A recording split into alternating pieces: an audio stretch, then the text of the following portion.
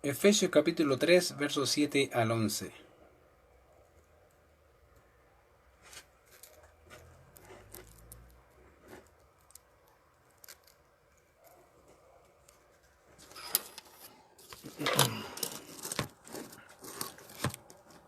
Deme un segundo.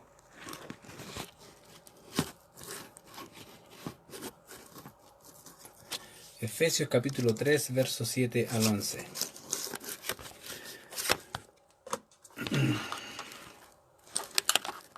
Deme un segundo, ahí sí.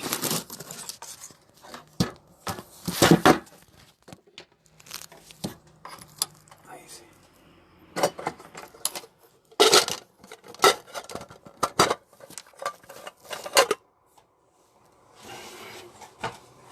Ahí sí. Dice así, tienen su Biblia ahí, dice así, y leo. Dice, vamos a leer todo el capítulo 3, verso 1 al 11 mejor, para poder tener el contexto. Dice, por esta causa yo, Pablo, prisionero de Cristo Jesús por vosotros los gentiles, si es que habéis oído de la administración de la gracia de Dios que me fue dada para con vosotros, que por revelación me fue declarado el misterio como antes lo he escrito brevemente, leyendo lo cual podéis entender cuál sea mi conocimiento en el misterio de Cristo. Misterio que en otras generaciones no se dio a conocer a los hijos de los hombres, como ahora es revelado a sus santos apóstoles y profetas por el Espíritu, que los gentiles son coherederos y miembros del mismo cuerpo y copartícipes de la promesa en Cristo Jesús por medio del Evangelio, del cual yo fui hecho ministro por el don de la gracia de Dios que me ha sido dado según la operación de su poder. A mí, que soy menos que el más pequeño de todos los santos, me fue dada esta gracia de anunciar entre los gentiles el evangelio de las inescrutables riquezas de Cristo, y de aclarar a todos cuál sea la dispensación del misterio escondido desde los siglos en Dios, que creó todas las cosas, para que la multiforme sabiduría de Dios sea ahora dada a conocer por medio de la Iglesia a los principados y potestades en los lugares celestiales, conforme al propósito eterno que hizo en Cristo Jesús nuestro Señor, en quien tenemos seguridad y acceso con confianza por medio de la fe en Él. Por lo cual pido que no desmayéis a causa de mis tribulaciones por vosotros, las cuales son vuestra gloria. Y la sección que vamos a tocar obviamente es solamente más o menos del 7 al 10, si es que alcanzo en realidad. Hay tanto que decir de este texto y tan poco tiempo en realidad para hacerlo. Pero quiero empezar solamente mencionando algunos aspectos generales de lo que hemos o lo que podemos hablar o de lo que podemos entender del texto, y así obviamente poder ayudarles de mejor manera. En primer lugar, queridos, hay algo que debemos entender, es que la gracia de Dios no solo debe entenderse en cuanto a la salvación, sino a todo lo que el hombre es, en especial a lo que la vida cristiana se refiere. Generalmente hablamos de la gracia de Dios en relación a que el hombre es salvado por Dios, pero la gracia de Dios no solamente abarca el hecho de la salvación misma, ya no solamente tiene que ver con la salvación misma, sino que con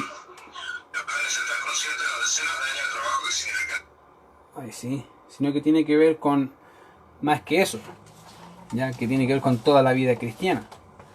En segundo lugar, una comprensión de la realidad espiritual ante Dios llevará al hombre a reconocer lo que realmente es. Esto es básicamente un miserable, un pecador y merecedor del infierno, a lo cual la gracia de Dios opera para dar vida y ser llamado santo, justo y heredero del cielo. Y son cosas que obviamente hemos estado hablando dentro del capítulo. Y en tercer lugar, el ministerio de Pablo en relación con la iglesia no solo se ve en relación a la predicación del evangelio, sino a las realidades que éste ofrecen al hombre arrepentido, lo cual obviamente son nuestras riquezas. Cuando hablamos de las riquezas del pueblo cristiano, no tiene que ver con dinero como lo hacen los que son de la prosperidad. No, tiene que ver con las riquezas espirituales que tenemos en Cristo Jesús nuestro Señor, y que hemos estado hablando básicamente en el capítulo 1.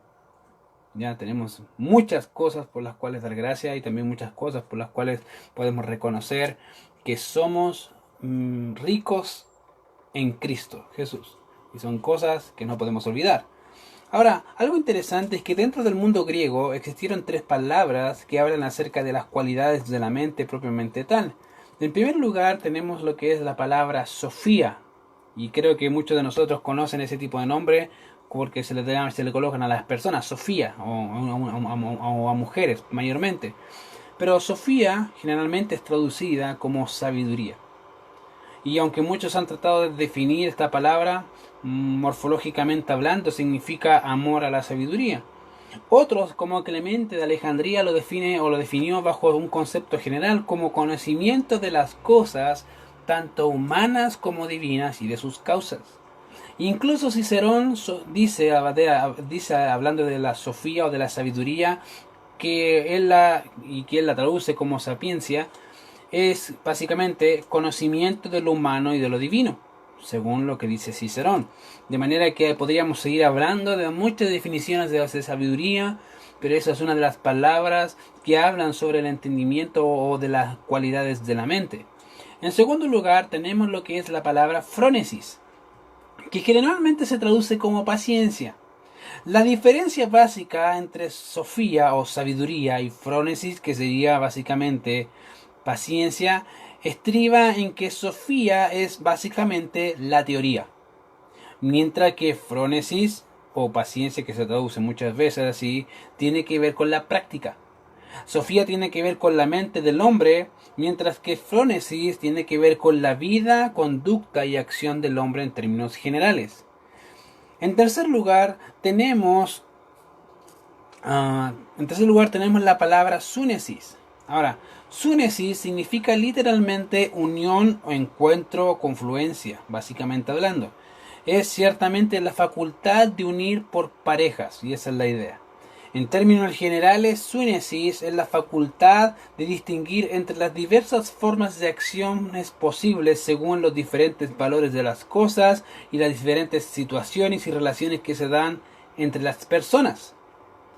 Básicamente tiene que ver con eso. Súnesis básicamente es la habilidad de probar, distinguir, criticar, evaluar, hacer juicios correctos. De manera que cuando Pablo habla del conocimiento en el ministerio de Cristo, que lo vemos obviamente en Efesios capítulo 3, verso 4, no está hablando de un conocimiento general como Sofía, un conocimiento netamente intelectual. No. Tampoco está hablando de un conocimiento práctico, porque eso lo va a hacer de hecho más adelante, capítulo 4, 5 y 6, con la palabra andad, que se pronuncia muchas veces dentro de esos tres capítulos, sino que básicamente habla de un conocimiento crítico, exhaustivo, en el buen sentido de la palabra, acerca del ministerio de Cristo. Y eso es lo que habla. Eso es lo que los gentiles básicamente son coherederos del mismo cuerpo y copartícipes de la promesa en Cristo Jesús por medio del Evangelio. Y eso es lo que vemos en el verso 6. De hecho, si ven sus Biblias en el verso 6 van a notar eso. Dice él que los gentiles son coherederos y miembros del mismo cuerpo y copartícipes de la promesa en Cristo Jesús por medio del Evangelio, del cual dice: yo fui hecho ministro por el don de la gracia de Dios. Y esa es la idea. Ahora, Pablo no solamente habla de eso, sino que dice: del cual yo fui hecho ministro. Y si bien podemos ver una cualidad anterior de que básicamente él revela o da a conocer con mayor exactitud ese misterio, que lo vieron la semana pasada junto con el pastor Antonio, dice básicamente en el texto de hoy: del cual yo fui hecho ministro. Ahora, si hay una verdad, queridos, que no podemos olvidar, es que Dios es el que llama. No solo, y hay que entender algo bien importante, no solo estamos hablando de un llamado a la salvación. Dios manda a los hombres que se arrepientan. De hecho, lo vemos en el libro de los Hechos. Dios obviamente llama a las personas. Vemos también al Señor Jesucristo que dijo: mis ovejas oyen mi voz y yo las conozco. Si oyen su voz es porque Él llama. No solamente hay un llamamiento a la salvación, sino que hay un llamado especial dado soberanamente a aquellos a los cuales Dios, el Hijo, ha querido. Y eso es algo que no podemos olvidar, y Pablo no es la excepción a esa regla. Podemos ver de esto desde el momento en que el Señor le llamó a la salvación y como dijo Ananías, no sé si recuerdan, en el capítulo 9, en el momento en que se le aparece al apóstol Pablo, al Señor Jesucristo, y le dice, ¿por qué me persigues? Y Pablo le dice, ¿se acuerdan que dice, ¿qué quieres, Señor? Dice, yo soy Jesús a quien tú persigues, dura cosas, te dar cosas contra el aguijón. Y da instrucciones al apóstol Pablo de ir a cierto lugar y quedarse ahí. Y de igual manera va un hombre y se aparece el Señor a un hombre llama en visión a un hombre llamado Ananías. Y le dice básicamente, ve, porque instrumento escogido me es este. La pregunta es, ¿y por qué dice ve? Porque él decía, Señor, yo sé quién es Saulo, él tiene cartas de los superiores para que nos ven, para atraparnos, para perseguirnos. Y por eso el Señor dice, ve porque instrumento escogido me es este, para llevar mi nombre en presencia de los gentiles y de reyes y de los de Israel y de los hijos de Israel, porque yo le mostraré cuánto le es necesario padecer por mi causa. Incluso de hecho podemos ver en la carta a los Corintios y a la carta a los Romanos cómo el apóstol Pablo se presenta. Van a ver que dice básicamente en 1 Corintios, Pablo es llamado a ser apóstol de Jesucristo, y en Romanos va a ser algo muy parecido, Pablo, siervo de Jesucristo, llamado a ser apóstol, es casi la misma estructura. Ahora, lo interesante obviamente es que si bien el apóstol Pablo no fundó la iglesia en Roma, él se presenta obviamente con el llamado. Yo soy un siervo del Señor, Dios me llamó a esto. No fue que yo quise, no fue que a mí se me ocurrió, no fue que sentí el deseo y dije ya voy a ser apóstol, no. Fue un llamado de Dios. Y obviamente él necesita presentarse ante los hermanos en Roma. Lo interesante es que Corinto fue la iglesia que el mismo apóstol fundó y que él tiene que especificar su llamado. ¿Por qué? Porque muchos hermanos estaban dudando de quién era el apóstol Pablo. De hecho, vamos a ver más adelante, si Dios lo permite, en la carta a los Corintios, primera carta a los Corintios, cómo él tiene que defender su apostolado. Por eso él dice y empieza comenzando diciendo Pablo, llamado a ser apóstol de Jesucristo. Y es algo que debemos entender. De tal manera es esto, querido, y de importante, que Pablo tuvo un llamado al apostolado, de tal manera que los que eran considerados en ese tiempo las columnas de la iglesia, eso es Jacobo, Cefas y Juan, dice el texto bíblico en Gálatas 2:9 que reconociendo la gracia que le había sido dada, les dieron a mí y a Bernabé la diestra en señal de compañerismo, para que nosotros fuésemos a los gentiles y ellos a la circuncisión. De manera que se reconoce de alguna forma el llamado del apóstol Pablo al ministerio con los gentiles. Todo siervo, querido, toda persona que es llamado al pastorado, que es llamado a servir al Señor, tiene que tener un llamado. Es importante. Pablo no es la excepción a esa regla. De hecho, dice Pablo, llamado a ser apóstol. No dice, me llamé a ser apóstol, dice, llamado a ser apóstol. Ahora bien, entendamos algo, querido. Si bien Pablo fue llamado al ministerio apostólico, debemos notar que en nuestro texto Pablo dice, fui hecho ministro. Si bien fue Pablo, básicamente dice, fui hecho ministro, lo cual nos da un detalle importante. Por otro lado, la palabra que es traducida como ministro es la palabra griega que es diácono. Ups. Yo creo que más de alguno ha escuchado esa palabra y dice, diácono me suena. Que puede ser traducida como servidor, ministro, ayudante, diácono y en algunas ocasiones diaconisa. De hecho, eso está en Romanos 16. Dependiendo obviamente del contexto en que se utilice la palabra. Ahora bien, aunque la palabra era utilizada en primera instancia para distinguir a una persona que servía en la mesa, llegó a ser utilizada como un concepto general para referirse a alguien que sirve, básicamente hablando. Esto básicamente implica que la persona que sirve está sujeta o bajo la autoridad de una persona, de manera que obviamente debemos entender esto como Pablo, un ministro, como un servidor bajo el mando de alguien, en este caso bajo el mando del Señor Jesucristo. De hecho, si recuerdan algo interesante, y de Corintios es que el mismo apóstol Pablo habla de su ministerio de alguna forma. Dice, pues si anuncio el evangelio, él dice en 1 Corintios 9, 16 y 17, no tengo por qué gloriarme, porque me es impuesta necesidad. Por lo tanto, él empieza diciendo, yo tengo la necesidad de predicar el evangelio, es algo personal. Y más allá dice, y ay de mí si no anunciar el evangelio, por lo cual si lo hago de buena voluntad, recompensa tendré. Pero si de mala voluntad, la comisión me ha sido encomendada.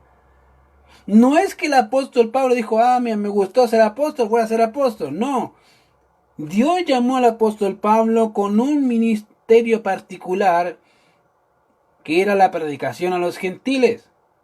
Quisiera o no quisiera hacerlo, tenía que hacerlo. ¿Por qué? Porque estaba bajo el mando de Cristo. Era un ministro, un siervo, un servidor del Señor.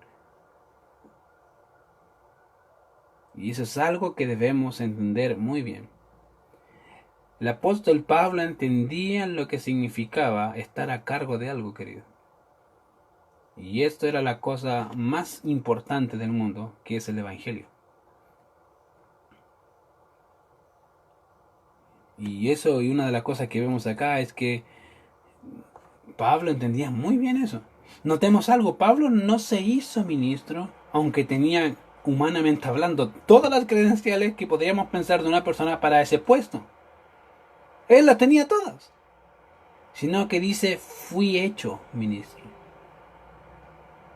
Lo cual ratifica cuando leemos en sus cartas cual dice Pablo, apóstol de Jesucristo. Como dije anteriormente, no solo hay un llamado de parte de Dios a la salvación, sino que también existe un llamado al servicio del Señor. Y Pablo lo entendía. Por eso fíjense que en el verso 8, el apóstol Pablo, hablando de eso, dice, a mí, verso 7 dice, del cual yo fui hecho ministro por el don de la gracia de Dios. No fue por una cualidad humana, no fue porque era el mejor orador, no fue porque era la persona más inteligente del mundo, aunque muchas personas, doctores de ciertos temas, dicen que el conocimiento intelectual del apóstol Pablo era más o menos de 4 doctorados. Él tenía todo para poder ser la persona más apta. Dice, del cual yo fui hecho ministro por el don de la gracia de Dios. ¿Se fijan? Por el don de la gracia de Dios. Fue la gracia de Dios la cual operó en la vida y llamado del apóstol en cada instante. Él lo dijo cuando mencionó, si recuerdan en Corintios capítulo 15, 9 al 10, dice, porque yo soy el más pequeño de los apóstoles, que no soy digno de ser llamado apóstol porque perseguía la iglesia de Dios. Pero por la gracia de Dios soy lo que soy, y su gracia no ha sido en vano para conmigo. Antes he trabajado más que todos ellos, pero no yo, sino la gracia de Dios conmigo. En otras palabras, no fui yo. Yo no quise este puesto, yo no pensaba, yo era un perseguidor, un asesino de creyentes. Pero fue la bendita gracia del Señor la que me llamó a ser lo que soy. Y querido, si hay lo que te puedo decir es que Dios ha llamado a la iglesia a predicar las buenas nuevas de salvación. Cada parte del cuerpo de Cristo es importante y tiene sus facultades, sus dones dados por Dios. Y debe ocuparlos. Debe hacerlos. Debe ministrar a la iglesia con los dones que el mismo Señor le ha dado. Pablo obviamente era un ministro del Evangelio. Y es obviamente la gracia de Dios la que obró en la vida del apóstol, según la operación del poder del Señor. Ahora, interesantemente, a veces no pensamos que es la gracia la que sustenta nuestra vida. Hay una alabanza o una canción en realidad que dice, solo tu gracia me ha sostenido.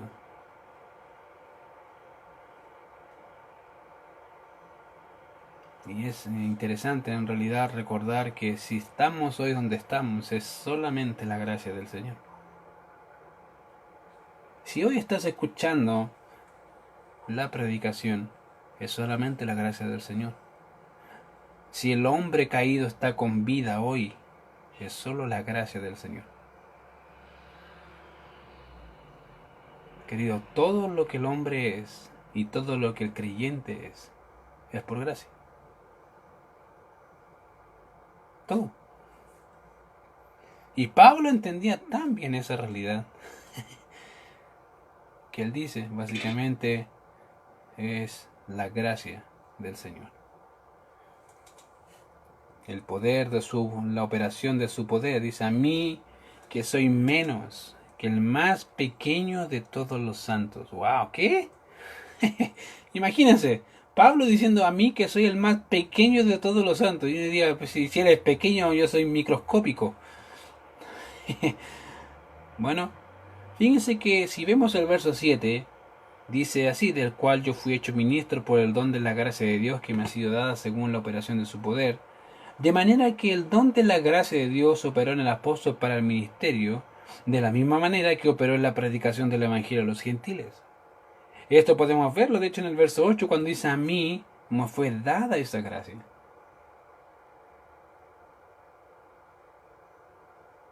¿Se fijan? A mí me fue dada esa gracia. No es que yo la andaba buscando, no, Dios me la dio. Dios quiso dármela. Yo no sé si tú has pensado en ser pastor o no, pero querido, yo creo que tanto el pastor Antonio como yo no pensábamos en ser pastores. Yo creo que nunca se nos ocurrió en nuestro tiempo decir, voy a ser pastor. ¿Quién le importaba ser pastor? Yo creo que en nuestro mundo carnal, mundano, estábamos felices en el barro. Hasta que la gracia del Señor nos salvó y esa misma gracia nos llamó. Pablo dice, a mí que me fue dada esta gracia, notemos que para el apóstol todo es por gracia. Y si hay algo que debemos entender, queridos, de la vida, de manera, si hay algo que podemos entender de la vida cristiana es que todo es por gracia. De manera que cuando vemos nuestras vidas a la luz de la santidad gloriosa de nuestro Señor, sin duda se sentirá más miserable, más pecaminoso, más vil, más sucio, más corrompido, tan lleno de iniquidad al ver a un ser tan santo como nuestro Dios. Y Pablo entendía muy bien esa realidad.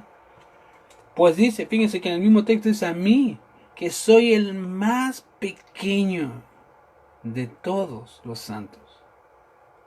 No dice solamente soy el pequeño, soy el más pequeño. Ahora, podríamos pensar, de hecho, del apóstol, que en realidad lo que presenta aquí es una falsa humildad. En realidad no es así. Que en realidad es engreído al pensar y decir soy menos que el más pequeño de todos los santos. Y podríamos pensarlo de esa forma, pero en realidad no lo es, querido. Al contrario, podemos ver la perspectiva correcta en comparación a lo que es en la realidad. Y aunque pareciera ser que eso es algo que se presenta simplemente, en realidad hay una progresión. Fíjense que cuando vemos primero los Corintios, capítulo 15, verso 9, que la carta de los Corintios fue escrita alrededor del año 54 al 56, por ahí, algunos 55, 56, fue escrita la carta, la primera carta a los romanos. Y en esa carta, en capítulo 15, verso 9, el apóstol Pablo dijo, porque yo soy el más pequeño de todos los el más pequeño de los apóstoles, que no soy digno de ser llamado apóstol porque perseguí a la iglesia de Dios. Él dijo, soy el más pequeño de los apóstoles. Ya 10 años más o menos, poquito menos de 10 años, 8 a 10 años pasaron. Y él escribe una carta a los Efesios y dice, a mí que soy el menos que el más pequeño de todos los santos. Fíjense, empezamos con los apóstoles, seguimos con los santos, y soy el más pequeño de los apóstoles, soy el más pequeño de los santos. Y muy cerca de esa fecha casi al culminar de su vida y despidiéndose en la carta a Timoteo, fíjense que él mismo dice: palabra fiel y digna de ser recibida por todos, que Cristo Jesús vino al mundo para salvar a los pecadores, de los cuales yo soy el primero. ¿Se fijan? Apóstol, menos que todos los santos, primer pecador. Y eso es en realidad, querido, una percepción correcta cuando conocemos más al Señor. Entre más conocemos al Señor, entre más vemos al Señor en las Escrituras, su santidad, su justicia, su bondad, su amor, su gracia, su ira, más y más el hombre pecador se siente indigno al ser llamado hijo de Dios. Y eso debería ser algo que debe ir creciendo en el corazón del hombre. De manera que al ver al Señor, al ver y recordar la cruz, poder alabar al Señor diciendo: sublime gracia del Señor, que a un infeliz salvó. Pablo entendía muy bien esa realidad.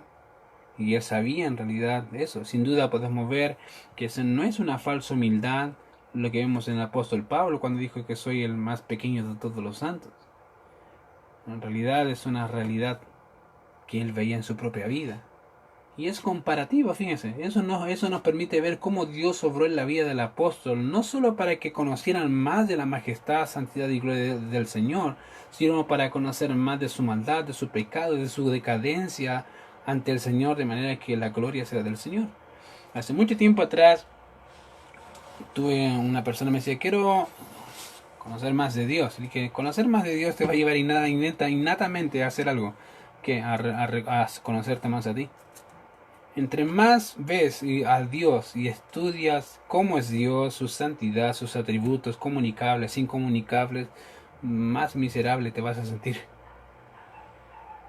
Porque ves un ser tan perfecto, tan puro, tan limpio, tan santo, tan recto, tan justo, tan maravilloso, tan glorioso, y te ves a ti tan indigno, tan microscópico,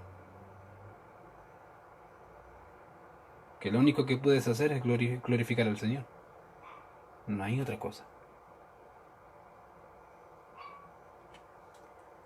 Y eso es una realidad que creo que el apóstol Pablo tenía en mente al decir: soy el más pequeño de todos los santos. Y él dice: a mí me fue dada esta gracia de anunciar entre los gentiles el evangelio de las inescrutables riquezas de Cristo. Imagínense, no solamente dice que le fue dada esta gracia. La pregunta obviamente es: ¿qué gracia? Bueno, dice de anunciar y de, más abajo van a decir, de aclarar. Son dos cosas que él hace. La primera cosa que dice: anunciar entre los gentiles el evangelio de las inescrutables riquezas de Cristo. Ahora, dentro de las riquezas que tenemos, podemos encontrar algunas que probablemente tú no sabías. Primera, tenemos la benignidad, la paciencia y la longanimidad del Señor. Tenemos la sabiduría y la ciencia del Señor. Poseemos las riquezas de su gracia, entre muchas otras riquezas que el creyente posee. Queridos, en realidad, si hablamos de riquezas, el creyente es la persona más rica espiritualmente hablando, porque tiene al ser que tiene todo y que le pertenece todo.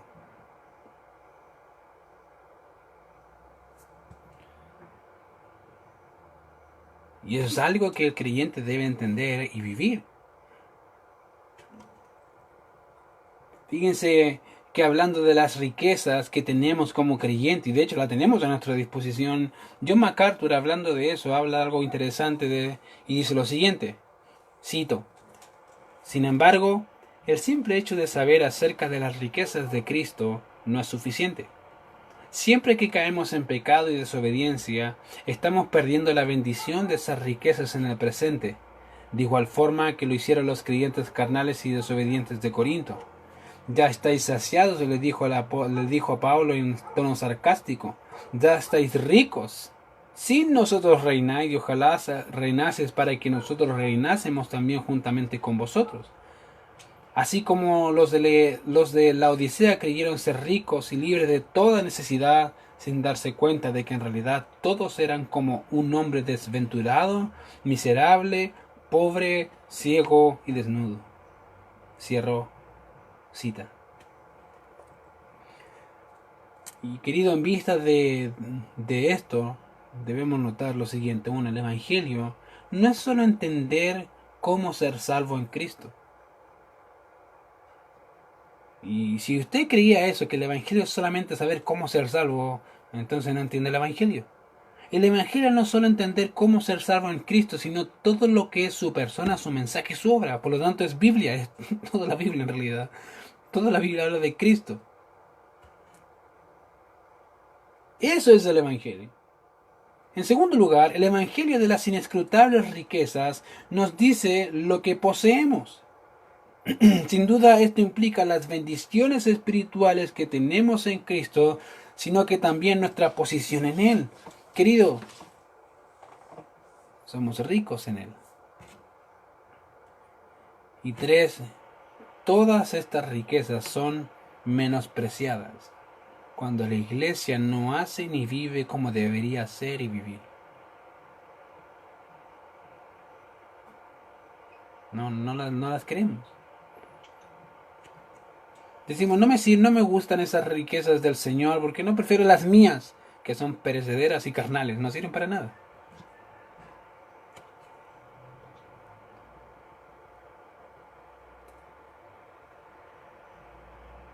Fíjense que las inescrutables riquezas de Cristo son bastantes, queridos, son muchas.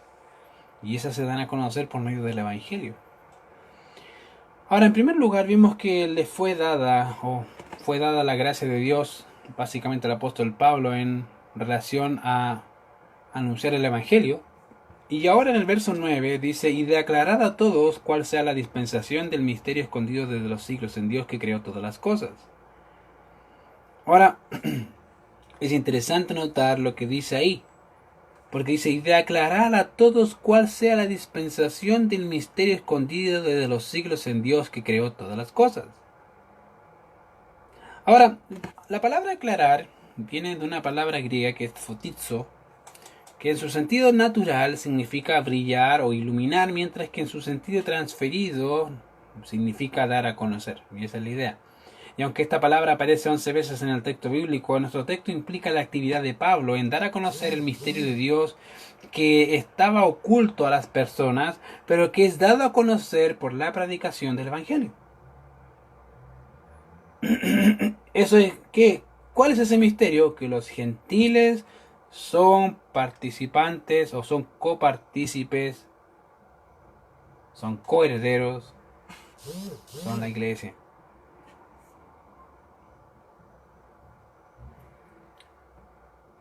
Y aunque, y eso es algo que debemos entender. Por eso dice idea aclarada a todos. La pregunta es, obviamente, ¿qué cosa? ¿Qué cosa debo aclarar? Bueno, y Pablo te responde, ¿cuál sea la dispensación del misterio escondido desde los siglos en Dios que creó todas las cosas? Ahora bien, hay dos conceptos que necesitamos explicar para que poder entender con mejor precisión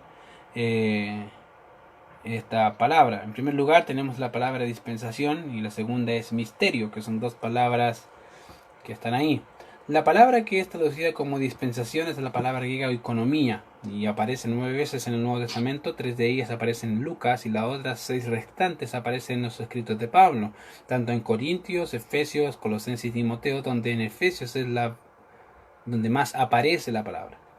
Ahora bien, la palabra estaba asociada a la administración de una casa o básicamente, y tiene que ver básicamente con la administración de un mayordomo. Básicamente al aplicarla a este oficio tiene el sentido de provisión, dirección o administración. Pablo aplica la idea de oficio básicamente al oficio apostólico que él ocupa por encargo divino y en servicio a las iglesias con relación al plan divino en la dispensación de la iglesia. En otras palabras, lo que el apóstol Pablo está diciendo, mira, a mí me fue dada esta gracia de anunciar a todos, básicamente, el Evangelio, cuál sea la dispensación o cuál fue la administración del misterio escondido desde los siglos en Dios. Hay una dispensación o hay una administración que estuvo oculta desde los siglos solamente en el Padre y que es dada a conocer. Y Dios me puso a mí para dar a conocer ese misterio que antes no había sido revelado, pero que ahora es revelado. Y esa es la idea. ¿Se fijan? Y esa es la idea. Por eso dice, y de aclarar a todos cuál sea la dispensación del misterio escondido de los siglos en Dios que creó todas las cosas. Todo. Y eso implica todo el plan. Para Dios, querido, no hay plan B, ni plan C, ni plan D, ni plan X. No, no, hay plan A. Y se acabó, no hay más plan. Para Dios, todas las opciones posibles ya están. Alguna persona dice, pero Dios sabía que yo podría escoger esto, querido. Dios sabe todas las cosas. Y en eso contempla todas las opciones posibles del actuar del hombre. Es algo interesante, pero es así. Y eso es plan A. No es plan B, ni plan C. Para nosotros sería plan A, plan B, plan C. No, para Dios no. Ese es plan A. Y en ese plan A están todo incluido.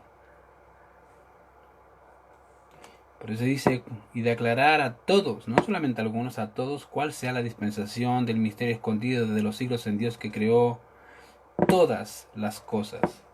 Y eso es algo que debemos dar gracias al Señor, porque podemos reconocer eso en la vida del apóstol. ¿Para qué? ¿Cuál fue el propósito del Señor de hacer eso? ¿O cuál era el propósito del apóstol Pablo de dar a conocer el Evangelio y también y aclarar cuál sea la dispensación? ¿Cuál era la razón que movió al apóstol Pablo para hacer eso? Fíjense que el verso 10 dice, para que la multiforme sabiduría de Dios sea ahora dada a conocer por medio de la iglesia a los principados y potestades en los lugares celestiales. ¿Qué? Eso dice ahí. Para que la multiforme sabiduría de Dios sea dada a conocer, fíjate, por medio de la iglesia.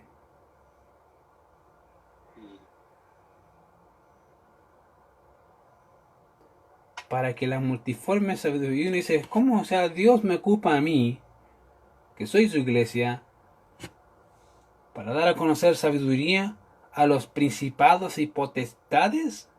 Y cuando habla de principados y potestades o los lugares celestiales, querido, está hablando del cielo, o sea, básicamente los ángeles. Para que la multiforme sabiduría de Dios sea dada a conocer por medio de la iglesia.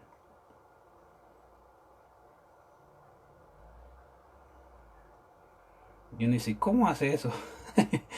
¿Cómo Dios hace eso? Y uno dice, pero yo no me considero sabio.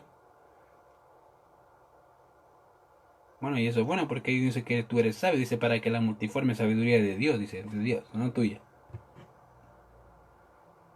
sea dada a conocer por medio de la iglesia. La pregunta es, ¿cómo lo hace?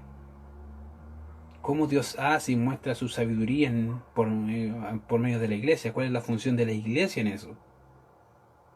Mano, ¿sabes cuál es la función de la iglesia para dar a conocer la multiforme sabiduría de Dios? Lo vamos a ver la próxima semana. Vamos a ver. Bendito Señor, te damos gracias por este tiempo. Gracias por tu palabra, Señor, porque sin duda ministra nuestras vidas, nos ayudas, nos animas. Y Señor, gracias porque podemos ver a un hombre como el apóstol Pablo haciendo tu voluntad y ver cómo tú has llamado a un hombre así. Posiblemente, Señor, podríamos decir, tiene todas las credenciales, pero no tiene que ver con credenciales, tiene que ver con tu llamado, Señor. Yo te ruego que sigas llamando a hombres y mujeres a hacer a tu servicio. Y Señor, yo entiendo que tú has llamado a tu iglesia a servirte, Señor, ayúdanos a entenderlo de tal manera que podamos tener corazones dispuestos a hacer tu voluntad. Lo que tú quieras y a donde tú nos mandes, Señor. A decir, heme aquí, envíame a mí. Señor, gracias por este tiempo y tu misericordia con nosotros. En Cristo Jesús oramos. Amén. Ok, queridos, que el Señor les bendiga. Un gusto estar con ustedes, pero sin antes, obviamente, vamos a